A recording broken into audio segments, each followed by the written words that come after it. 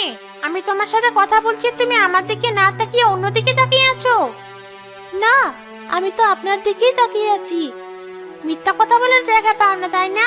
আমাকে কি অন্ধ মনে হয়? আমি কি চোখে দেখি না ভেবেছো? কি হয়েছে আপা, কি করেছো? কি আর করবে, একে তো ঠিক মতো দেখে শুনে রাস্তায় চলতে পারে না, গায়ের সাথে ধাক্কা লাগিয়ে হাতে থাকা সব জিনিসপত্র ফেলে দেয়।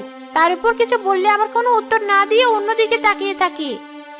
আপা আপনি ভুল বুঝছেন, ও আসলে অন্যদিকে তাকায়নি, ওর চোখই আসলে এমন। আর ও ভয় পেয়ে আপনাকে কোনো কথা বলছে না। আপনি কে? এত কিছু কিভাবে বুঝলেন? ও আমারই মেয়ে, জন্ম থেকেই ওর চোখ দুটো এমন। আপনি ওর আচরণে কিছু মনে করবেন না দয়া করে। ও, তুই এই কথা আমাকে আগে বললেই পারতো। রাস্তায় তো মানুষের সামনে তো আর আমার কাহিনী করতে হতো না তাহলে। আপনার মেয়েকে কি শিখাননি কিছু? ও ছোট মানুষ, না বুঝে ভুল করে ফেলেছে। আপনি ওকে ক্ষমা